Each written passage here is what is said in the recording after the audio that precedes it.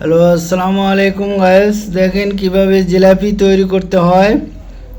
আসলে আমি দেখেই তো অবাক হয়ে গেছিলাম, কি সুন্দরভাবে কারুকাজে হাতের মাধ্যমে ঘুরিয়ে ঘুরিয়ে জিলাপিগুলো তৈরি করতেছে।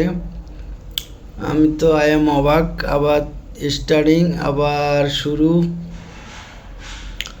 জিলাপি অনেক খেয়েছেন, কিভাবে জিলাপিটা তৈরি করে এটা অনেকে ভালো করে আমরা জানি না।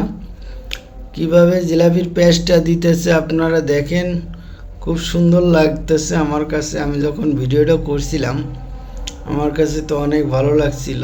এক কেমন মেজারমেন্ট দিয়ে ঘুরাচ্ছে, কোনো 19-20 হচ্ছে না, এক লেভেলে। তার এই বিষয়ে অনেক অভিজ্ঞতা আছে, বুঝতে হবে। এখন এনে ভিজিয়েছিল, এই যে জিলাপি তৈরি হয়ে গেল। এই যে জিলাপি তৈরি শেষ। এখন গরম গরম জিলাপি খেতে কে কে ইচ্ছুক একটু লাইক কমেন্ট করে আমাদেরকে জানান। যদি লাগে পার্সেল পাঠিয়ে দেবো। আমাদের আজকে মাহফিলের অনুষ্ঠান চলছে, অনেক সুন্দর সুন্দর জিলাপি বাজতেছে। এই যে জিলাপিগুলো বাজার সময় যে ঘুরায়, আমার কাছে খুব সুন্দর লাগে। বাজার সময় মাঝখান থেকে কেটে দিচ্ছে, মানে এভাবে উল্টাতে যাতে সুবিধা হয়। এই যে উল্টিয়ে দিল, দেখেন।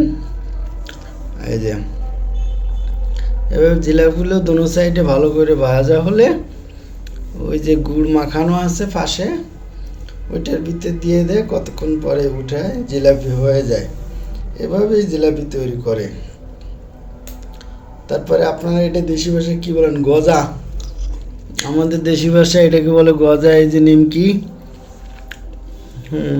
খুব দুই আইটেমের আছে, কোনটা লাগবে? ঝুরা আছে, গুঁড়া আছে, আর এইটাকে মাঝখানে কী যে বলেন, আমি তো নাম সঠিক বলতে পারি না। এটা আমরা গজা বলি, আর ফাঁসেরটা কী যেন একটা বলে।